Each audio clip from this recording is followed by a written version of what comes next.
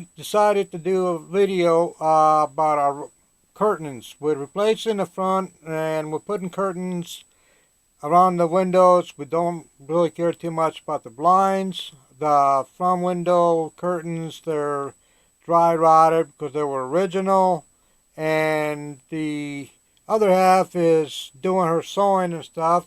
We started a little bit late, so we're done with one and we're working on the other one. And from now on, I'll have her take over. Okay. Okay, so what I've done so far is that I went and purchased measured the curtains in the front window, the original panels, so that I had the width of the panel and the length of the panel. Then I went and found, I'm cheated because I didn't go to the fabric store and bought the fabric. I found some curtains that were the length that would fit, and then I shortened them to fit the length of the window but not the width of the panel. So then they are window darkeners. So then after I measured them, cut them, and sewed them, then I took and put a glide tape on the top of it, which is what I'm sewing right now, that has the clips on it that hooks onto the window glider. It's tedious, but it can be done, and it saves ukos of money if you can do it yourself. Having someone else do it would cost more than what I've got in the curtains. So you have to use this pressure foot, and you have to work around the clips. The clips are very movable, but you have to be careful so that you don't break them off, but work around it to get it to go. And that's what I'm doing now. You have to sew the top side of the tape, and then you have to sew the bottom side of the tape, and you have to do it separately. Sometimes you can't find the thread to match your curtains, but you can use a clear thread to do it. It's just like a nylon thread. So that's what I'm doing. As you see behind me, there are some gray curtains that I have shortened, and I also purchased them, and I have the width of the window, but I shortened them to fit in over the table, over the sofa. And my next project is the windows and the curtains in the bedroom. So I hope you have a great day. With birds chewing holes on your septic hose, drain hose. What I came up with was I went and got me some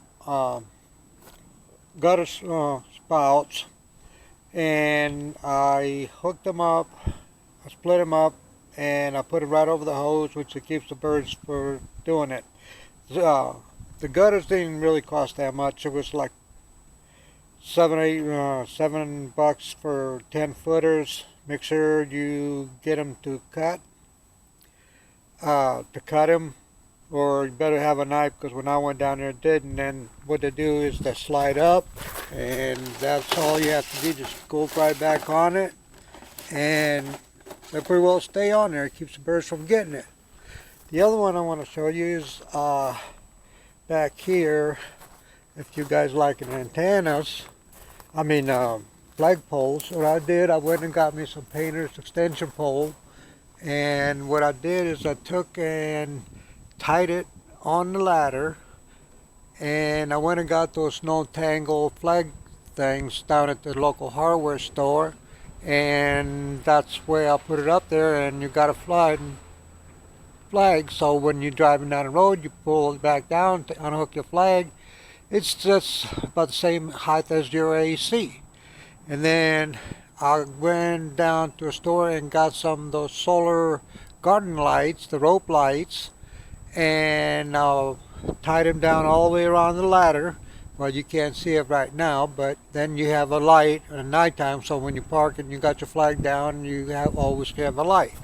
So that was my latest trick on that. So that's how I got it. And the flag cost about $8, and the flagpole I think was like 15 or 16, and it was $5 for that.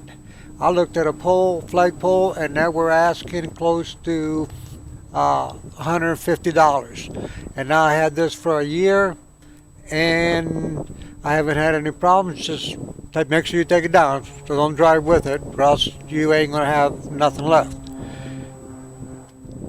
You're going down the road, and make sure your stuff don't come out. You see that crossbar there? They make two different types of it, sizes of them. Make sure you measure it to make sure you get the right size. You can put it to keep your dishes and everything. I just was sitting here on the campground. I'm shooting a video. That's why they're not all around. But we got them all the way around on our cabinets. We'll also use it here for storage on the top of the stove when traveling. Put stuff down there, and we'll put that bar there. It keeps stuff and gives you a little bit of extra room. And on the refrigerator, you do the same thing. They got other brand stuff that you can use. We like these racks better than the other stuff that they have. So then we got down here, I bought those two bottles. Then we get the big bottles of water, like that one over there, and Gatorade or whatever we drink, and that's what we'll put in there, which just saves a lot of space, and you don't have to worry about a lot of garbage throwing those little bottles around, soda pop bottles around. Now I'm going to turn around here, and this is a heater. It's a electric heater. We don't use a propane. We only use the propane for cooking when we're at the park. Now, when we are boondocking, we turn this on when we're running the generator, charge everything up, which is electric. At the parks, we use electric. It keeps the place pretty well done. On boondocking, we got one of them portable heaters. You guys know the name of it, but I'm not going to mention the brands on here. But we use that, and we don't use the single gallon ones because they always run out about 2 or 3 o'clock in the morning when it's colder than heck and you got to change it. So what we do is we have a 5-gallon jug that not a 20-gallon propane tank that we use to fill everything up. And then we run that, and we just keep an eye on it till it goes down to the weight of the bottle. Mine's is 14, so we'll wait till you get about 15 pounds. Then we'll take that one and fill it up when we're out boondocking. The main tank, we'll only use it, like I said, for cooking and refrigerator on boondocking. The other thing I got here, I have to go up here and show you that I came up with. This is what I use for a trash bag. What I did is I got some of those bag clips, and I glued it with double-faced tape up there, and I keep my garbage there when we travel. We can put small garbage in it, and we don't have to worry about anything hanging around. And then we'll also I use that same thing on a toilet, and I put, instead of the grocery bag, I have a freezer bag, sealed freezer bag, and you put our toiletries in there instead of flushing them down to the black tank. So I don't want to show you what it is, but that's what we do all the time, and it takes care of everything with it, and doesn't keep change. The other one I got is this one right here. Is a drain. We use this screen type, a drain cover, strainer, so it keeps more 90% of the food that I might overestimate it off going to your gray tank. That way it keeps it more clean. Some people like to keep the gray tanks open when they're in an RV park. We don't, because I heard stories where people say that even some of your fur particles will start drying out. So I'll just do that, and I got to go do the black tank, drain the black tank anyway, so I might as well just use that to flush the hose every time I do that.